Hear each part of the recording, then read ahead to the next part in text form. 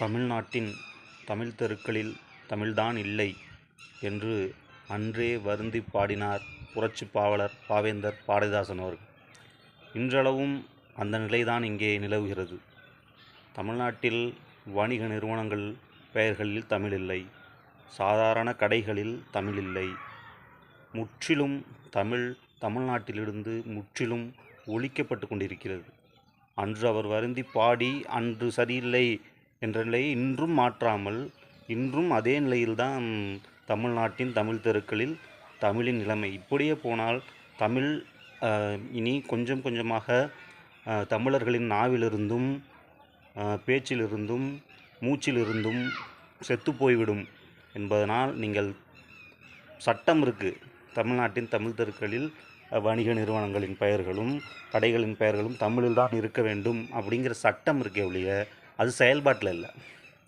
தற்போது பார்த்திங்கன்னா மாப்பிள்ளைக்குப்பம் கடை தெருவில் டீ கடை பெஞ்ச் அப்படின்னு ஒரு கடை திறந்துருக்காங்க. அது டீ கடை பெஞ்ச் ஏன் நீ தேநீர் கடைன்னு பேர் வச்சா என்ன குறைஞ்சா போடுவேன்? கேட்டால் அவன் பிராண்டு அவன் கொடுக்குறான், அவனோட இது அவன் இது பண்ணுறான். அப்படிப்பட்ட கடை எதுக்கு தமிழ்நாட்டில் வைக்காத? டீ டைமு, டீ பாய், இதெல்லாம் என்ன? இதெல்லாம் கேவலம். ஆட்டோ ஸ்பாட்ஸ்னு போட்டுக்கிற, ஸ்வீட்ஸ் போட்டுக்கிறேன், ஏன் இனிப்பகம்னு வச்சா ஆகாதா? மெடிக்கல்னு போட்டால் தான் மருந்து விற்குமா? மருந்தகம்னு போட்டால் அவனை வந்து வாங்க மாட்டானா? என்னது இது? ஆங்கிலம் வந்து ஒரு பெரிய அறிவுள்ள மொழியா? ஆங்கிலத்துக்கு சொற்களை கலைச்சொற்களும் வேர்ச்சொற்களும் தமிழ் தான் பிச்சை போட்டுது. இந்த அடிப்படை புரிதல் இல்லாமல் இருக்கிற தமிழர்களை வச்சுக்கிட்டு நம்ம என்ன பண்ணுவது? ஏன்னா நம்மளை ஆள்றவன் சரியில்லை. நம்ம ஆள்றவன் தமிழனாக இருந்து நம்மளை ஆண்டிருந்தா இன்றைக்கெல்லாம் சரியாக இருந்திருக்கும். நம்மளை ஆள்றவன் யார்? வேற்று மொழிக்காரன். இது வரைக்கும் நம்மளை ஆண்டதெல்லாம் யார்? வேற்று மொழிக்காரன்.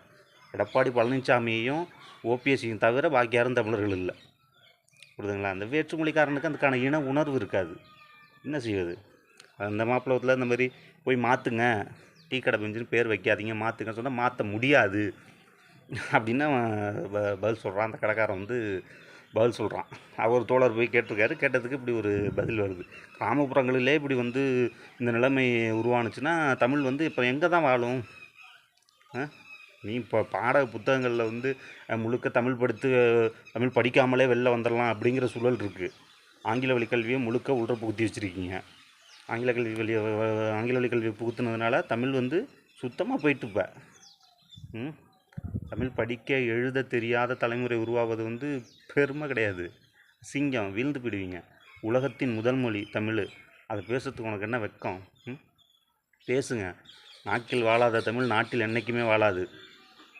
கடைகளில் பெயர் பலகைகளில் தமிழ் தான் இருக்கணும். இல்லை என்றால் இதற்கான போராட்டம் கடுமையாக முன்னெடுக்கப்படும். தமிழ் தேசிய அமைப்புகளாலும் தமிழ் தேசியம் பேசும் அரசியல் கட்சிகளாலும். அவ்வளோதான் இதுக்கு தீர்வு. வேறு வழி இல்லை.